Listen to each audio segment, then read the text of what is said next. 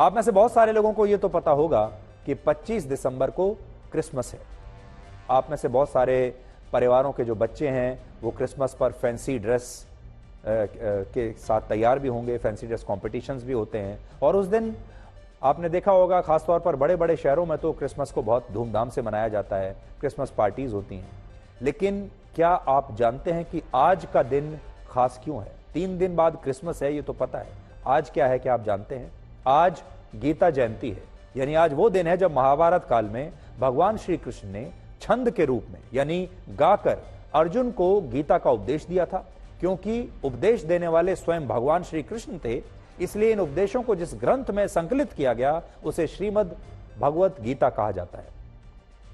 लेकिन दुख की बात यह है कि आज भगवान श्री कृष्ण के इसी देश में बहुत सारे लोगों को यह तो पता है कि 25 दिसंबर को क्रिसमस है, और इस दिन हमारे देश के बहुत सारे परिवारों में बच्चों को भी सेंटा क्लॉज के बारे में बताया जाता है।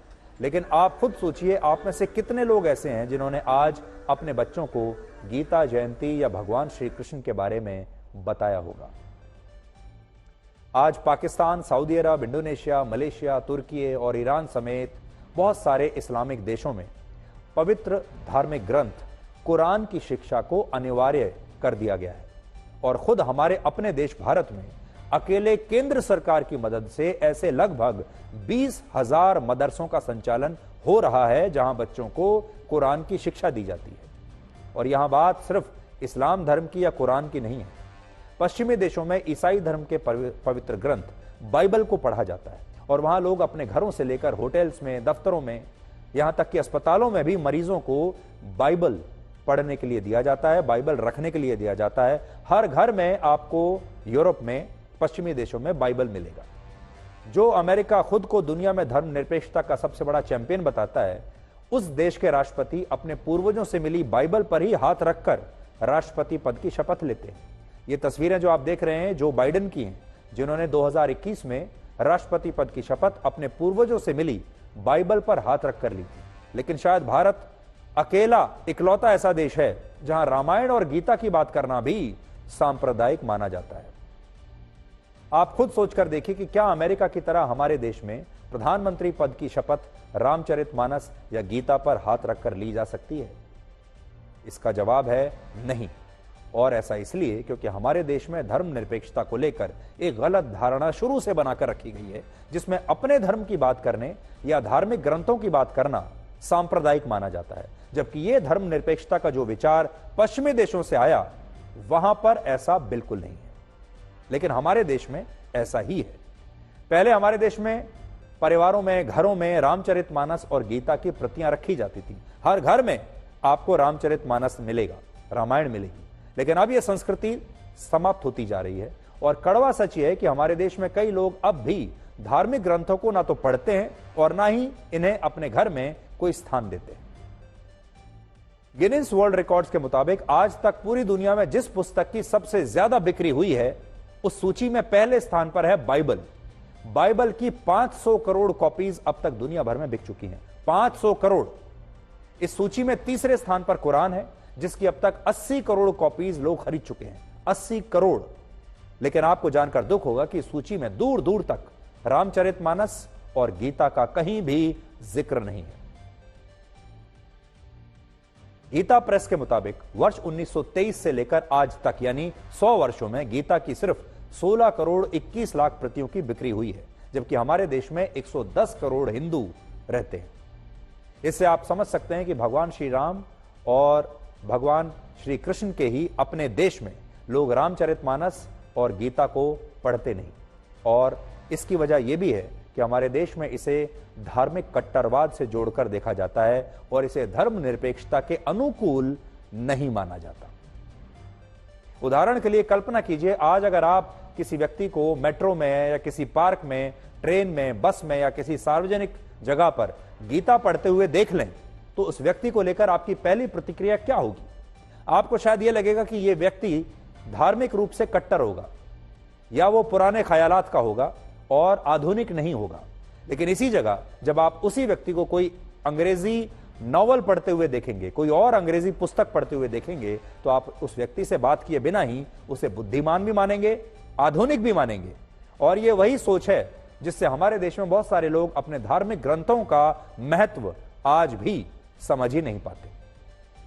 लेकिन आज हम आपको कानपुर के एक बहुत बड़े कार्डियोलॉजी इंस्टीट्यूट लेकर जाना चाहते हैं, जहां डॉक्टरों ने हृदय से जुड़े मरीजों को, हृदय की बीमारियों से जुड़े मरीजों की सर्जरी से पहले और बाद में रामायण और गीता पढ़ने के लिए दी। और जब इन मरीजों ने गीता के श्लोक पढ़े तो इससे उन्हें अपना मानसिक तनाव कम करने में बहुत मदद मिली। और डॉक्टरों का दावा है कि गीता के उपदेश पढ़ने से इन मरीजों के स्वास्थ्य में एक स्थिरता आई और इनका स्ट्रेस कम हुआ।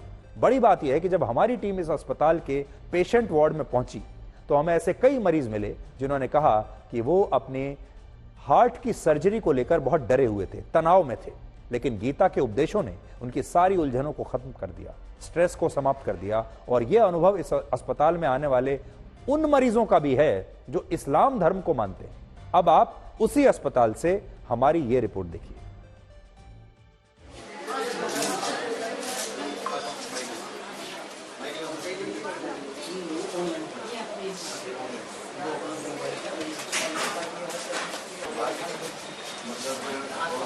आप देखेंगे पेशेंट्स हैं यहाँ पे, कई जो है गीता पढ़ रहे हैं फिलहाल, और कईयों की टेबल पे अगर आप यहाँ पे गौर डालेंगे तो यहाँ पे कहीं पे हनुमान चालीसा रखी हुई है। और करीबन हर ही पेशेंट के पास इस तरीके की जो किताबें हैं वो डॉक्टर्स द्वारा दी गई हैं।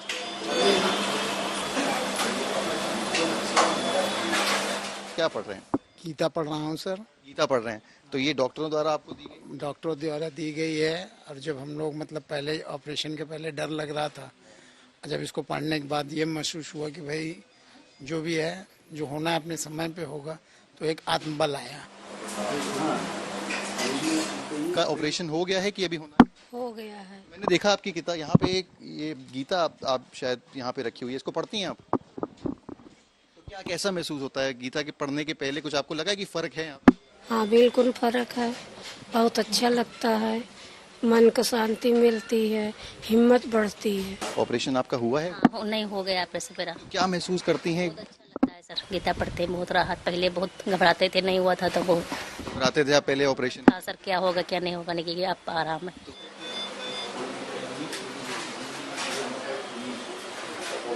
आप भी गीता पढ़ते हैं? हाँ। क्या आपको ऐसी बात उसमें लगती है जो आपको लगता है कि आपको मदद करती है इस पेशेंट सर्जरी? शांति मिलती है, दुनिया की बातों से दूर रहता है आदमी। बस यही पढ़ते रहो, बस यही विचार बनाते रहो, अच्छी चीजें याद आती हैं। पेशेंट्स जब आते हैं कार्डियोलॉजी हॉस्पिटल में, हार्ट के जितने भी मरीज होते हैं जिनका कि बाईपास या वाल्व चेंज होना है, कोई भी छोटी बीमारी को लेके या बड़ी बीमारी को लेके बड़ा ही चिंतित होता है। तो उसी को लेके मन में यह है कि जैसे अध्यात्म, योग और इन सब का हम लोग सहारा लेते हैं कि मानसिक संतुष्टि के लिए अपने घर में गीता या रामायण सुनते हैं या पढ़ते हैं। तो उसी को लेके हमने इस तरह से ये प्रयास किया कि क्यों ना हमारे मरीजों को भी अगर हम इन सब चीज़ों में लेते और वो इंटरेस्ट लेते हैं। हालांकि आज गुजरात सरकार ने यह फैसला किया है कि इसी शैक्षणिक सत्र से राज्य में 6ठी से 8वीं कक्षा के बच्चों को अब गीता पढ़ाई जाएगी और अगले सत्र में यह फैसला 9वीं से 12वीं कक्षा के लिए भी लागू हो जाएगा। हमारी जो गुजरात सरकार की हमारे जो प्राथमिक विभाग है, इसमें 6 से 8 की कक्षा में ये जो हमारा श्रीमद् भागवत गीता सिद्धांत और मूल्यों भाग 1 वो इसी सत्र से ये लागू किया जाएगा। और फिर बाद में भाग 2 ये 1 जून से भाग 3 वो सब क्रमशः लागू करने का हमारा संकल्प है। आज जब हमारे देश में बहुत सारे लोगों में रामायण और गीता को पढ़ने की उत्सुकता नहीं दिखती, अपने घर में रखने की उत्सुकता नहीं दिखती, तब आपको ये पता होना चाहिए कि अमेरिका के मशहूर वैज्ञानिक और परमाणु बम के जनक जे रॉबर्ट ओपनहाइमर, जिनके जीवन पर अभी एक फिल्म भी आई थी, उन्होंने भगवत गीता पढ़ने के लिए खास तौर पर संस्कृत भाषा सीखी थी और वो गीता से बहुत प्रभावित थे। इसी तरह मशहूर वैज्ञानिक एल्बर्ट आइंस्टाइन भी गीता से प्रभावित थे और उन्होंने एक बार कहा था कि वो जब गीता को पढ़ते हैं और ये समझते हैं कि कैसे भगवान ने इस पूरे ब्रह्मांड की रचना की, तो उन्हें इसके बाद सब कुछ अनावश्यक और निरर्थक लगने लगता है। और ब्रिटेन के समाज सुधारक डॉक्टर एनी बेसेंट भी भगवत गीता से इतनी प्रभावित हुई थी कि उन्होंने इसे दुनिया तक पहुंचाने के लिए इसका अनुवाद करके इसकी एक प्रति लिखी और ये सूची अगर मैं लिस्ट बनाऊं तो बहुत लंबी होगी। हमारी संस्कृति, हमारा इतिहास और हमारा धर्म इतना विशाल है कि दुनिया के महान लोगों ने हमेशा इसका अध्ययन करके नई नई खोज की। लेकिन इसके बावजूद आज हमारे ही देश में कई लोग अपने घरों में रामायण और गीता को नहीं रखते और उन्हें लगता है कि अगर वो रामायण और गीता को पढ़ेंगे, अपने घर में रखेंगे, तो उन्हें कट्टरवादी और पिछड़ा हुआ मान लिया जाएगा, उनका मजाक उड़ाया जाएगा।